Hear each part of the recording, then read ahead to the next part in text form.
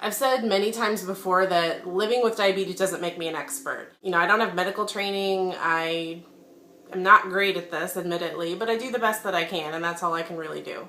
I totally don't have this figured out at all. And I go through and find things that work for me and sort of work around that, but even when I'm trying my best, sometimes things go totally wrong. Last week I had one of those perfect storms where like everything that can possibly go wrong does. For lunch I had waffle fries and chili, so yay, protein. You know, like not an excessive amount of carbs, but a like moderate amount, so something I could usually handle if I bolus correctly and I can be really stellar at carb guessing. But on that day, for whatever reason, my infusion site decided to suck blood out of me instead of putting insulin in me, so that's always fun. So I got this clogged pump site and I didn't realize it for 2 hours after I ate a meal with carbs, so you can guess how that went. And you know, it's been a really long time since I've been that high. I sort of forgot how craptastic that feels. You know, usually when I'm running, in the 200 to 300s, I might get thirsty, I might have to use the bathroom a lot. I might get a little bit of a headache, but I mean, honestly, my high symptoms aren't that noticeable to me. But this kind of high, those are they're just highly uncomfortable, right? Being that high makes me feel a lot of things. It makes me feel like I have syrup running through my veins instead of blood, except it wouldn't be the light, it'd be like full sugar.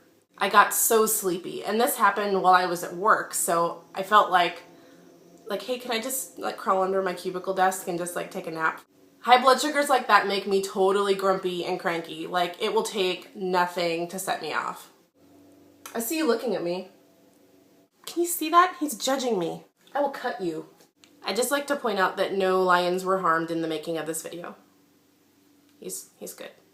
I don't know how anyone else handles this, but when I saw that 524, I got so panicky. Like, is the insulin bad? Is the pump site bad? If I do an injection, is that going to take? And then I'm stacking, and then am I going to remember to not take insulin on top of that insulin later? And that's part of what gets so frustrating about diabetes is you can work so hard, you can think you're doing everything that you're supposed to be doing, and still you can have things like this happen. It's uncomfortable and not good for me, but it's one number, and one number is just that. Like, it doesn't, represent a judgment of who I am or, mean that I'm like a failure in some respect, but it does happen, and you just kind of move on. Luckily, having like the online community, there are all these people that were like, oh, are you okay? Or checking in on me, and I hope you come down soon. Even if that doesn't physically bring my blood glucose down, it makes me feel so much better about it. So at least I can feel better about feeling crappy.